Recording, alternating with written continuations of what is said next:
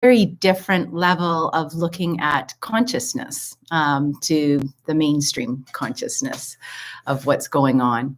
And today I thought we'd talk about desire, and that can include relationships and how that can take a lot of energy, because when we have a desire, we're wishing to create something that we do in fact have no control over, or we do have control over it in a way in which we perceive our control, perceive our outcomes as well. So for instance, I come onto YouTube and come onto Instagram or whatever it is, whatever that social media forum, and I spend a few minutes every Monday talking to my screen. But my desire is to really reach, 8 billion people if it's at all possible. And when I sit here and I'm talking to the screen, I don't know that that is truly manifesting. So if I go into a place of going, why am I doing this? Well, no, who's listening? There's no interaction. I can't see anybody. I know, but in fact, I know that the energy is there. Now, the question is how do I want to choose to perceive what it is that I wish to achieve? So what if it doesn't reach 8 billion people in the first 10 minutes that it's live? What if it does 5 years from now? What if it does 10 years from now? What if it does whenever it is supposed to happen, whenever somebody is ready to take in the information? And that's the difference, because the desire has to be from the other person that wishes to learn the information that's being shared. And then I believe energetically that they will find the information. I have had so many people leave me testimonials or feedback to say, I found you at the very right time. You came into my life at the perfect timing. If it wasn't for you, I wouldn't have been able to facilitate the change and the transformation that I was longing for. So that's the part of the desire that says, I'm taking action to take steps towards what it is that I want. So many times we'll take steps backwards into that place of lack. But if we start to look at everything like a rotten basket of peaches, then the more times that we go to that basket of peaches, the more peaches are going to look rotten. One of my favorite quotes is, wherever your thoughts go, energy flows. So wherever your thoughts go, energy flows. So if you're thinking that you're in a place of lack, but yet you have all this desire and you're taking all this action towards your desire, but you're still in this place of lack that nothing is showing up, then what do you think your energy is doing? The energy is like, it's like it's butting heads. It's in a riptide, as we talk on the West Coast. When you get two bodies of water with that force, it creates a riptide. And growing up, my dad had a 9-ton sailboat, a Carius cutter. It was a cement, a sailboat called Cement. And we've been caught in a number of those riptides. We try to set the passing to get through that riptide, because if we don't, it's going to keep us moving. It's going to keep us like in a neutral place, stuck in the riptide, or it's in fact going to push us backwards. So any gains that we're trying to make aren't going to move forward. So really, when we take a look at something, we're looking at it as a subject and an object. Our subject is our mind. Our object is that experience, that person, place, thing, situation, experience, whatever that is the object.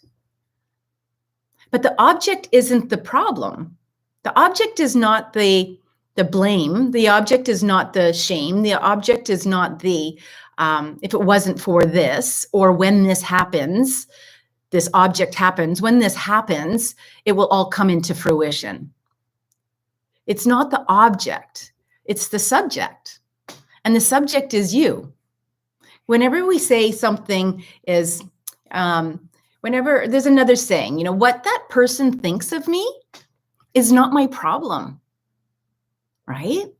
What that person thinks of you is not your problem. It's theirs. It's theirs because it's the perception in the mind that creates the situation to be a problem. And oftentimes, the situation will bait you in, or ego will bait you in, and then you get into that relationship experience, which is either happy, sad, painful, or fearful, or whatever that might be in that emotional. And that's where our emotions then start to take over. How dare they do that? Or I don't think that that's true. I'm going to tell them what I think. Or whatever the interaction is. We talked about it briefly previously. This is my previous drawing that we did. This is the subject, you, me. This is the object. And this is the interaction. This is where we get to plant the new seed, right? And this is where we grow. This is where we grow in our mind, in our consciousness and awareness and our curiosity. This is where we get to decide what we want. This is where we get to be the creators of our own lives, where we get to plant the seed of desire. What is it that you want? You have full control. It's a matter of looking at it as subject, mind, object, thing, whatever that thing may be.